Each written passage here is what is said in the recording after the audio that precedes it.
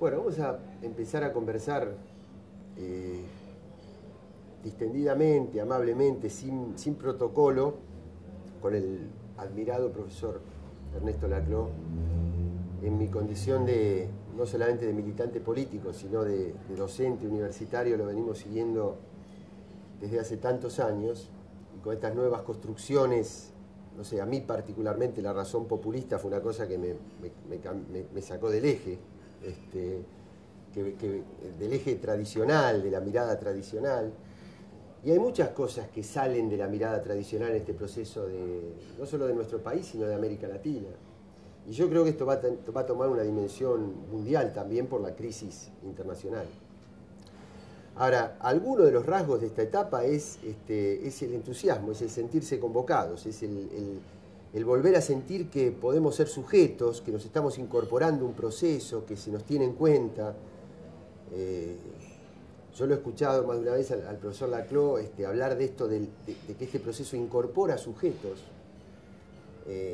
La asignación universal hace que personas que antes se sentían marginadas, hoy sienten que tienen un lugar. El matrimonio igualitario, la ley de medios, bueno, muchas cosas. Por lo tanto, hay una etapa extremadamente rica en ese sentido. Así que, profesor, yo lo primero que se me ocurre preguntarle es esto. En la Argentina estamos ante un panorama nuevo, conmovedor, digamos, que es un 54% de legitimidad pública de la presidenta de la Nación. Eso es una plataforma altísima, digamos, para hacer un montón de cosas. Ahora, mi primera pregunta, reiterándole mi gratitud por esta conversación. ¿Hacia qué cosas tenemos que ir a partir de ese 54% de legitimidad? ¿Y de qué cosas tenemos que tener cuidado que nos pueden pasar a partir de ese 54% de legitimidad? Bueno, lo que puede pasar de peor, digamos, sería que esa legitimidad se vaya perdiendo por la falta de respuesta a las demandas que el pueblo está planteando. Pero eso me parece que es un escenario muy improbable. O sea que yo creo que la etapa nueva va a ser sumamente positiva, y lo que hay que hacer, me parece, es ir afirmando las distintas líneas del programa que se planteó desde el 2003 en un escenario más ampliado. Por ejemplo, en el 2003 se afirmó la transversalidad, pero lo que se dio fue sobre todo una transversalidad de cúpula, y ahí nos lo obligamos a Cobos. O sea que me parece que hay que hacer una transversalidad más de base, una transversalidad que se funde en las movilizaciones espontáneas que se están produciendo horizontalmente en la sociedad.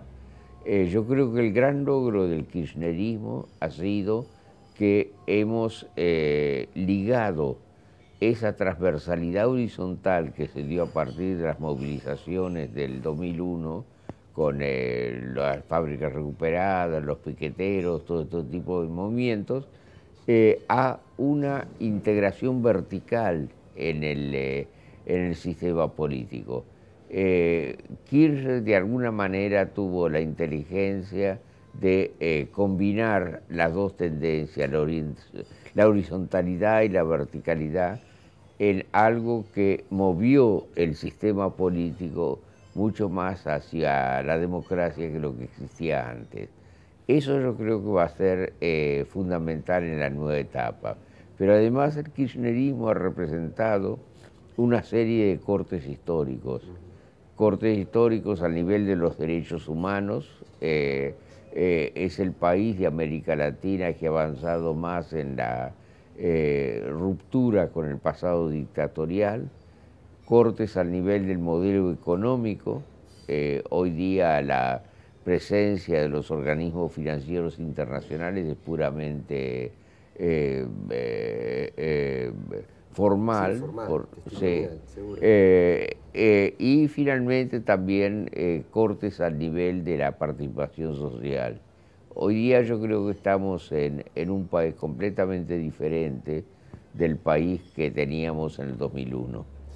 Ahora, profesor, cuando uno mira el proceso latinoamericano, por ejemplo, el gobierno de Lula Sí. se apoya en una fuerza política, Sí. un partido político, con mucho anclaje social, con mucha articulación con lo social, Sí. digamos. El PT es una cosa muy particular, ¿no? Sí. Y no porque quiera traspolar ni comparar experiencias, pero aquí en la Argentina, el partido político sobre el cual se apoyó esta serie de cambios que usted dice, básicamente es la estructura del Partido Justicialista. Ahora, el Partido Justicialista alcanza para todo este desafío que viene como sujeto político, o estamos ante el desafío de la construcción de un sujeto político nuevo, superador, que dé cuenta de todas estas nuevas articulaciones sociales que usted estaba planteando. Bueno, yo creo que es lo segundo. Evidentemente el peronismo es una matriz histórica. El corte que se dio en el 45 en la conciencia política de las masas, en nuestras vidas y en todo, es un corte que está ahí. El peronismo como fenómeno histórico no es una cosa que afecte solo a un partido, es algo que afecta a toda la conciencia de las masas en un sentido más global.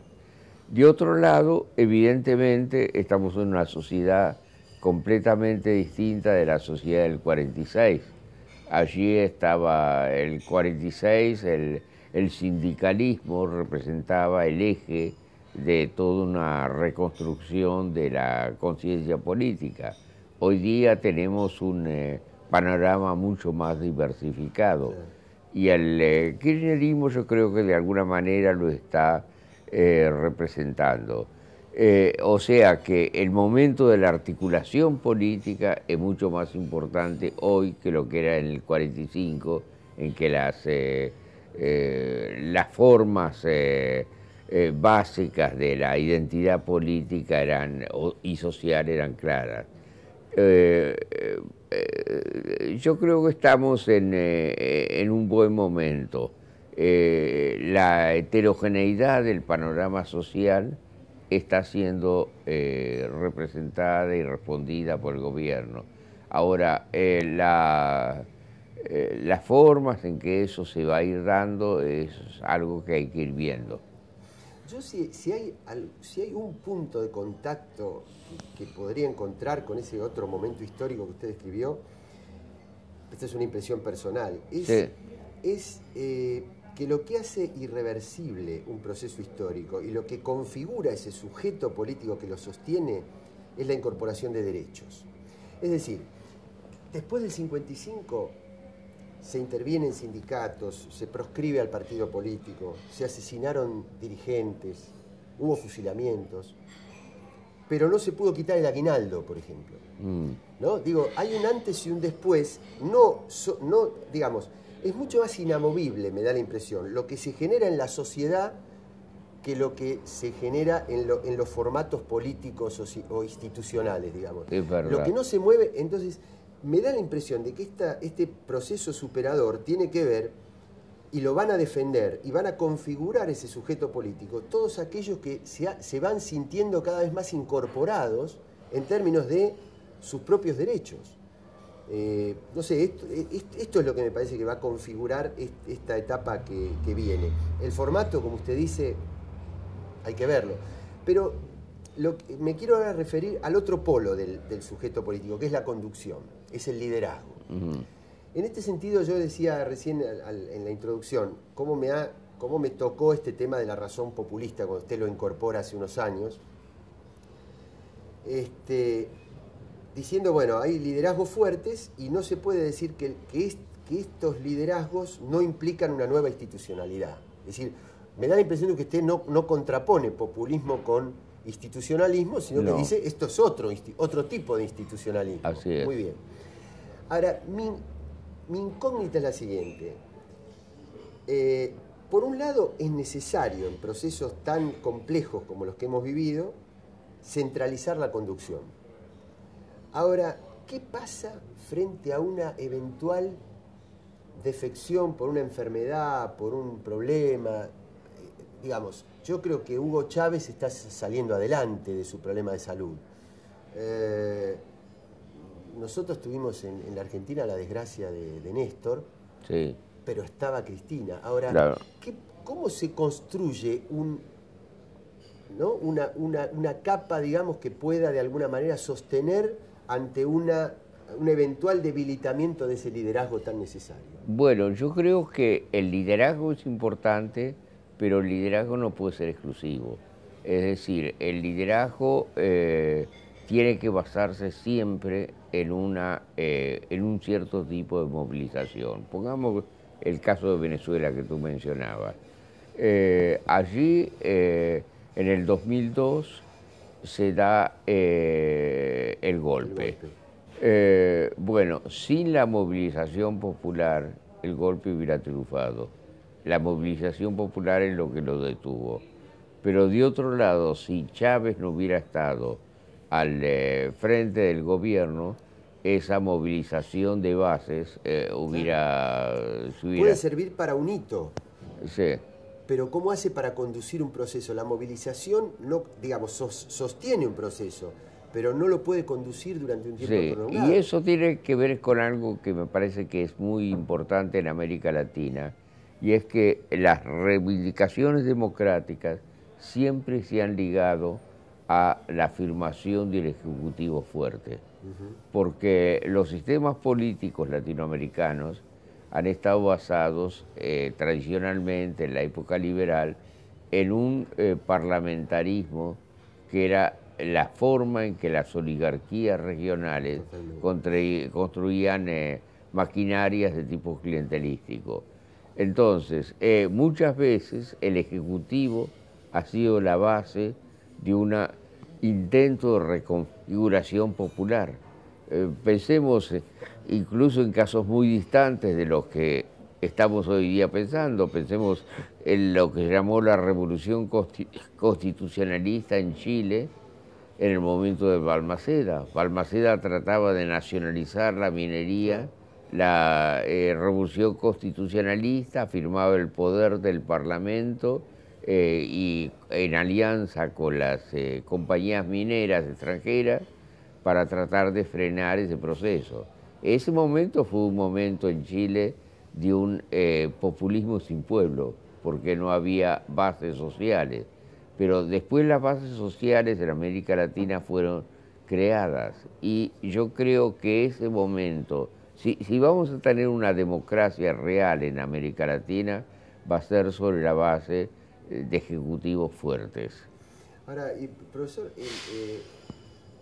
ahí tenemos un planteo que no es menor, inteligente, me parece, de la derecha, del establishment, de los sectores dominantes, Sí. que intentan diferenciar claramente los procesos de institucionalidad republicana, donde lo ponen a Lula, a Michelle Bachelet en su momento, al expresidente de Uruguay, Tabaré, y del otro lado los populismos arcaicos, autoritarios, Chávez, Evo Morales, Correa. ¿Cómo hacemos para sortear ese desafío, esa bueno, cuestión? Por empezar, yo creo que esa forma de... Yo no creo en eso. No, ya sé que tú no crees, pero lo que me parece es que esa forma de plantear la divisoria de aguas es completamente... bueno, es el discurso de la derecha. Nosotros tenemos en América Latina dos tipos de política. Por un lado, las políticas nacional populares de ruptura con el consenso de Washington y con lo que todo eso implicó. Y ahí yo plantearía un poco la divisoria de aguas un poco distinta. Ahí está, por un lado, claramente la Argentina, Bolivia, Ecuador, Venezuela, y yo lo pondría también a Lula, porque finalmente en la reunión de presidentes del 2005, la propuesta de Bush del ALCA fracasó por el apoyo firme de Argentina, Brasil y Venezuela. O sea que ahí es una línea. La otra línea es la línea que trata de buscar un compromiso con el poder imperial. Y ahí Lagos estuvo claramente involucrado. Él votó por el plan de Bush en la reunión del 2005. Y después está el terrible Tabaré, que es un señor que oscila entre las papeleras y el papelón, y que después de esa reunión viajó a Estados Unidos a tratar de hacer un arreglo comercial con los Estados Unidos, un arreglo de intercambio, que fracasó porque las propias fuerzas de su partido, Gargano y otros líderes históricos del socialismo uruguayo, se le opusieron, y además porque iba contra todos los principios del Mercosur. Ahí usted lo mencionaba al expresidente de Chile, Ricardo Lagos, que en aquella cumbre hemisférica de Mar del Plata había planteado su aprobación al ALCA, sí, siendo un presidente socialista. sí. En nombre del socialismo también en su gobierno se firmó el Tratado Bilateral de Libre Comercio con Estados Unidos, que es mucho más que libre comercio, porque Sí. abre otras cosas, digamos, ¿no? Y muchos periodistas argentinos, comunicadores y demás, cuando fue la elección, ahí hago un salto en Chile, ¿no? Paso por la presidencia de Bachelet. Cuando fue la elección entre Eduardo Frei y Sebastián Piñera, le planteaban al pueblo argentino una especie de envidia, de admiración por los buenos modales, ¿no? por la civilización con la que se había conducido el proceso chileno. Se habían ido a saludar amigablemente durante la noche. Además yo recuerdo estéticamente estaban los dos vestidos igual, ¿no? Traje oscuro, camisa blanca, corbata roja, los dos. Ahora, claro, mientras que acá estábamos en la etapa de la crispación, donde yo abro paréntesis y digo, cualquier proceso contracultural genera conflictividad. Sí. Eso, cuando uno construye una contracultura contra el poder dominante, obviamente que va a haber conflicto. Ahora, ¿por qué no había conflicto en Chile? Y porque los 20 años de concertación no habían tocado ningún interés profundo. Exactamente, sí. ¿No? Es decir,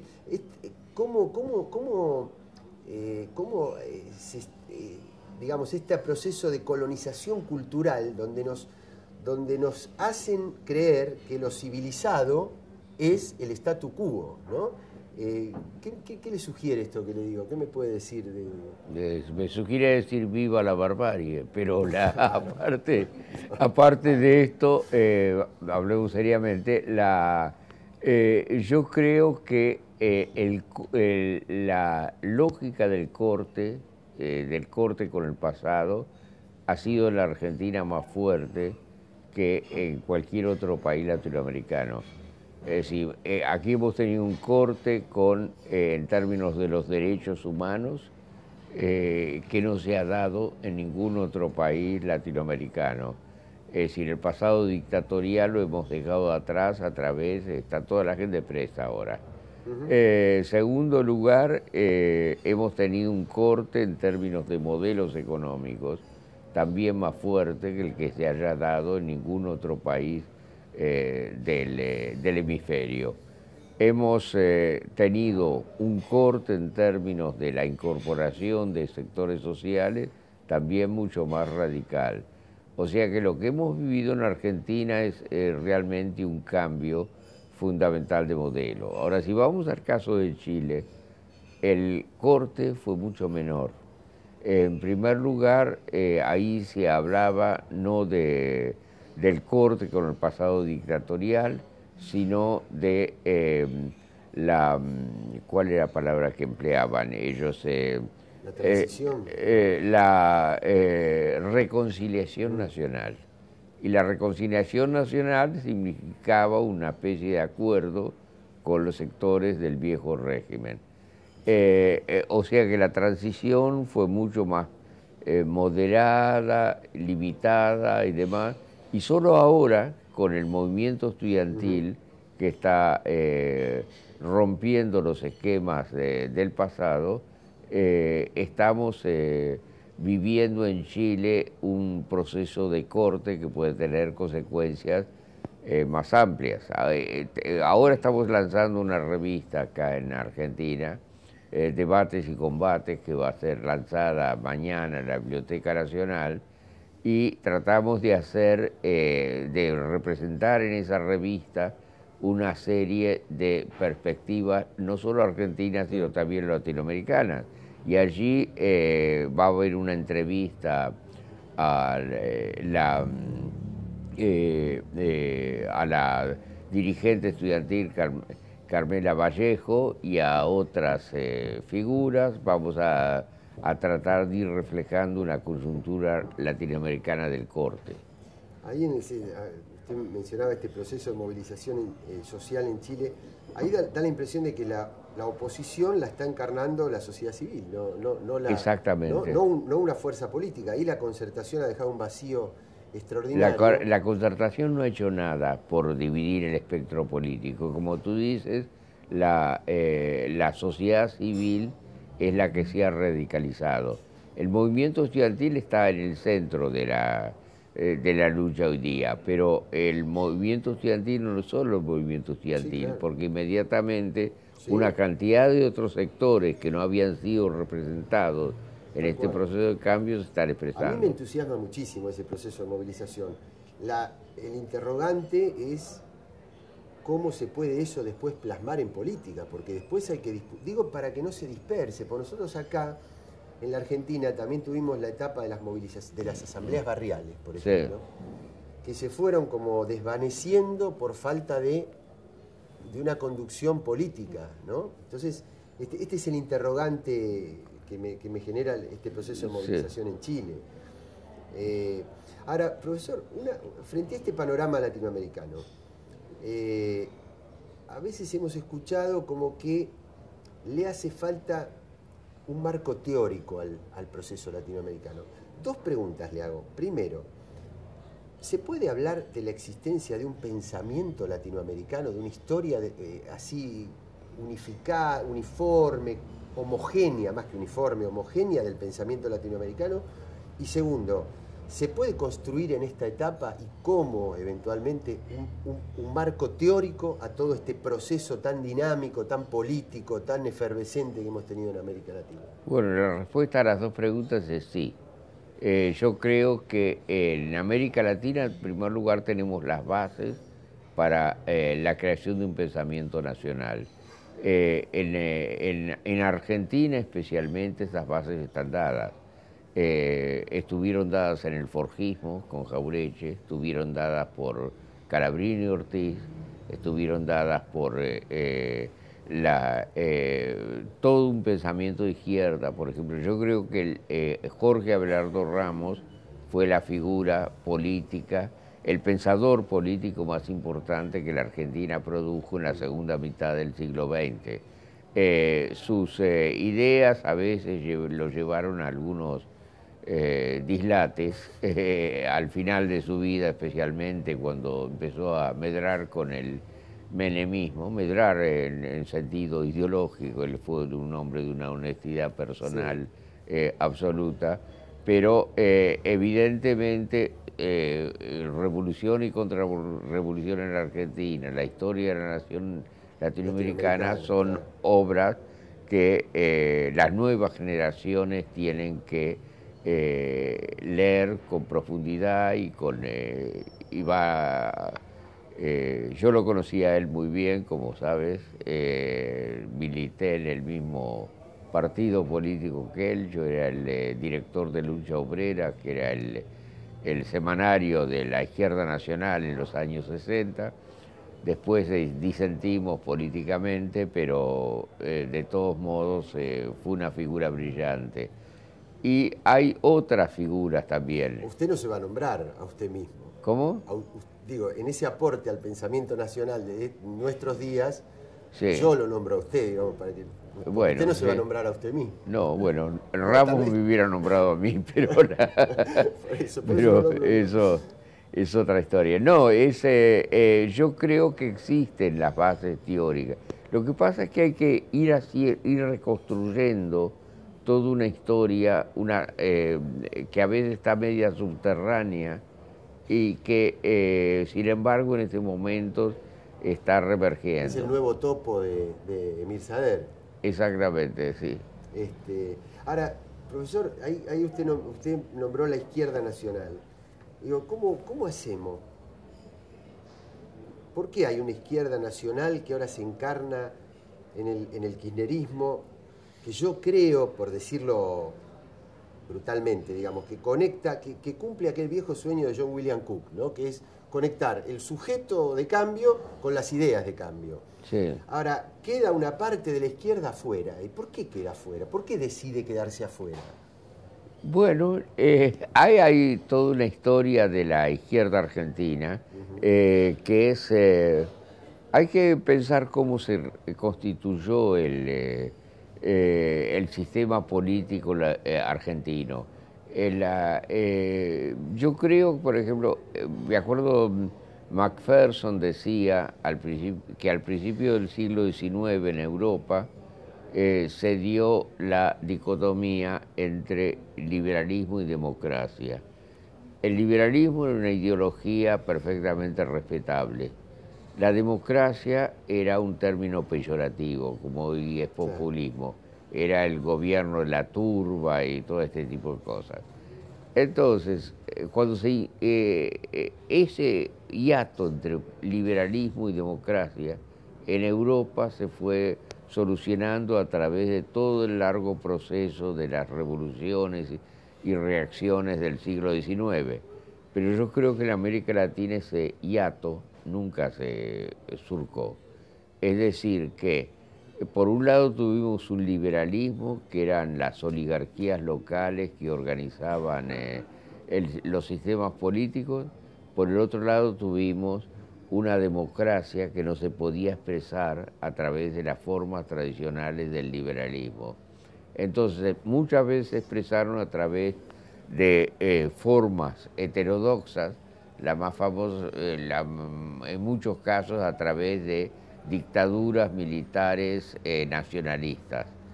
Entonces ahí tenemos todo el proceso que lleva en Brasil desde el año 20, la Columna Prestes, todo esto hasta el Estado Novo.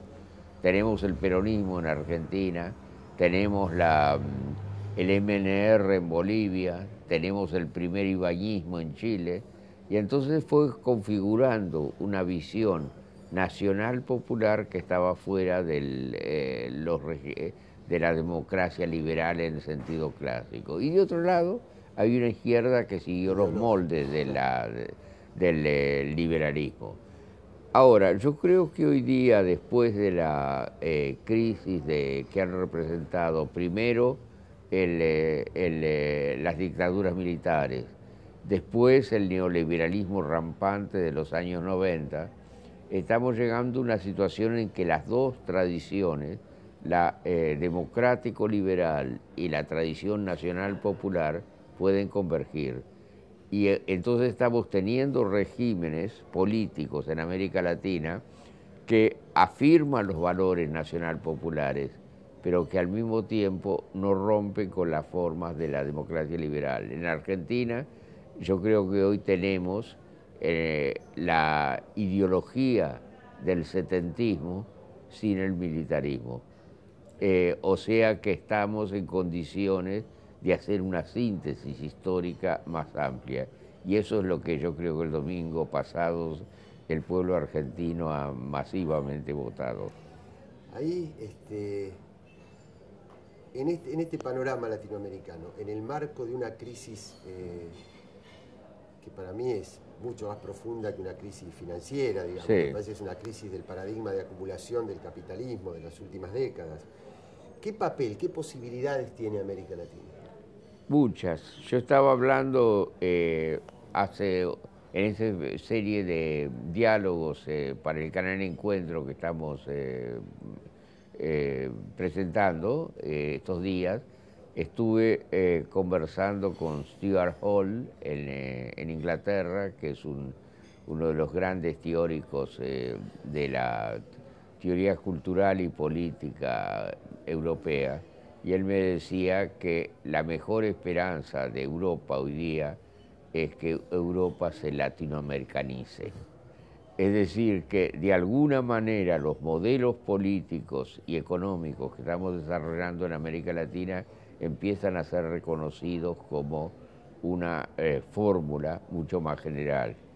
2 premios Nobel de la economía, Paul Krugman y Joseph Stiglitz, han hablado elogiosamente del modelo argentino como una forma más correcta de afrontar la crisis que las políticas neoliberales del ajuste. O sea que de alguna manera me parece que América Latina está empezando a constituir algo muy original que va a ser reconocido internacionalmente.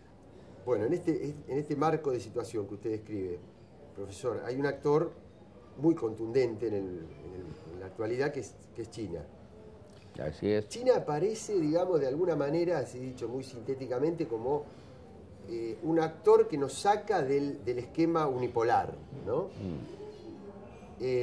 Ahora, al mismo tiempo, yo veo un riesgo que si no se encara bien, y no me refiero solo a la Argentina, América Latina como actor, como uno de esos polos de poder en este nuevo equilibrio mundial, o en esta búsqueda de un nuevo equilibrio, la posibilidad, o el riesgo, mejor dicho, de repetir una especie de relación centro-periferia, digamos, con China. Es decir, que el hecho de que ellos necesiten mucho de nuestros productos y al mismo tiempo tengan una irrupción de capital, de inversión, de profesionales, de técnicos que están llegando y que están penetrando capilarmente en muchos lugares del planeta, inclusive en América Latina, puedan reproducir, digamos, situaciones que no son deseables para nosotros. Es decir, nos sacan del esquema de la dependencia con Estados Unidos, pero cuidado que no nos metan en un nuevo esquema de dependencia, digamos. ¿Qué me puede decir? Sí, lo que te puedo decir es que me parece que la posibilidad de que no entremos en un nuevo esquema de dependencia depende del grado de unidad que lleguen los pueblos latinoamericanos.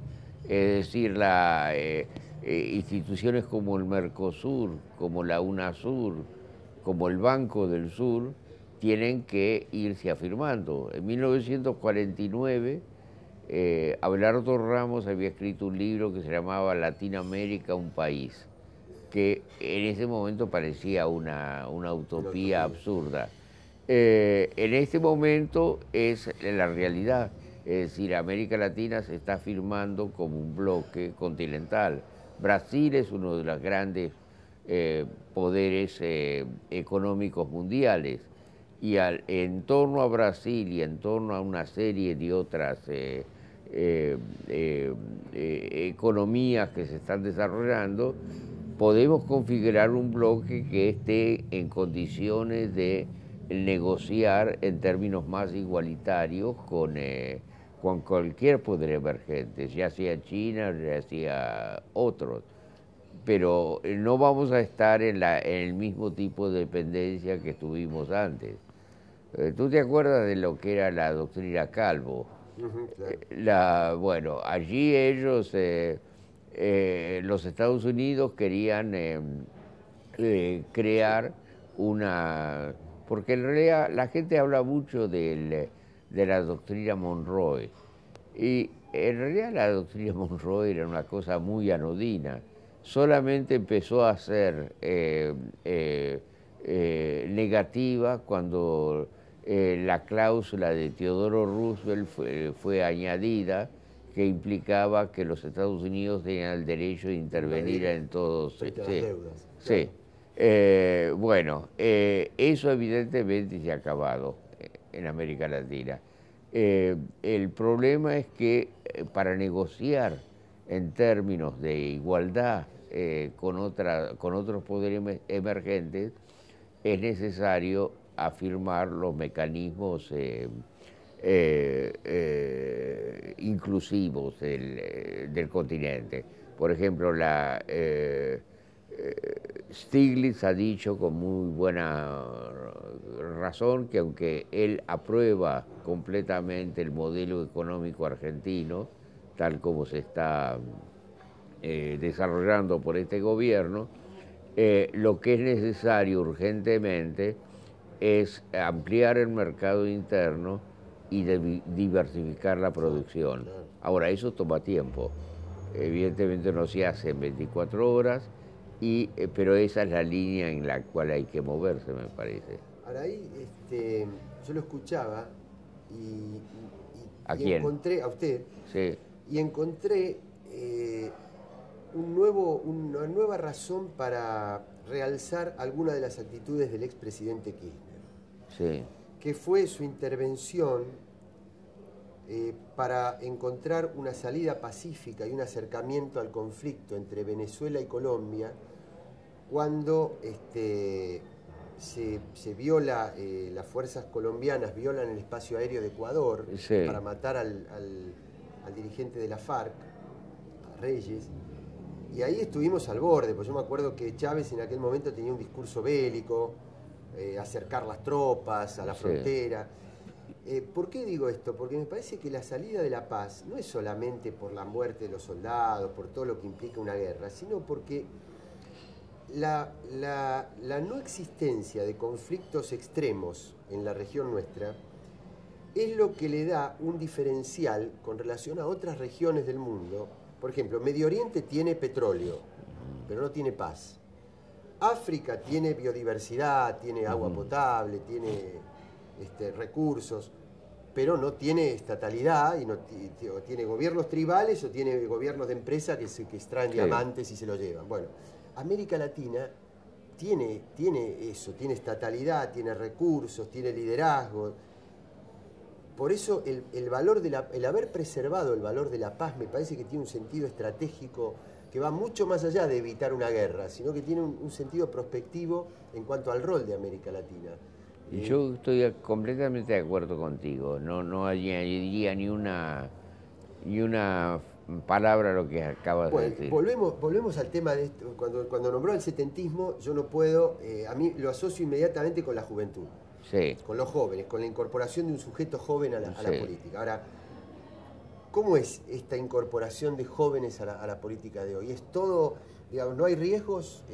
Hablamos de la Argentina. De la Argentina, volvemos a la Argentina. Perdóneme, traje de nuevo a los vuelos de cabotaje.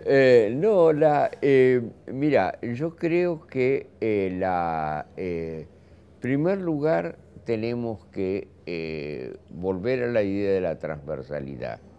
En un sentido. La transversalidad fue preconizada por el gobierno en cierto momento, pero fue una transversalidad de cúpula, y así nos lo ligamos a Cobos. Lo que hay que hacer es una transversalidad de bases, y allí yo creo que están dadas todas las condiciones para un cambio. ¿En qué sentido, por ejemplo, continúa o no continúa el presente gobierno el peronismo histórico? En un sentido, el peronismo fue nuestra matriz.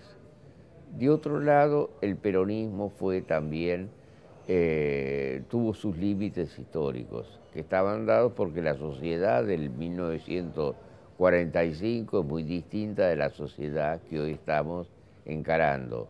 Entonces hay que ir hacia fuerzas de tipo distinto.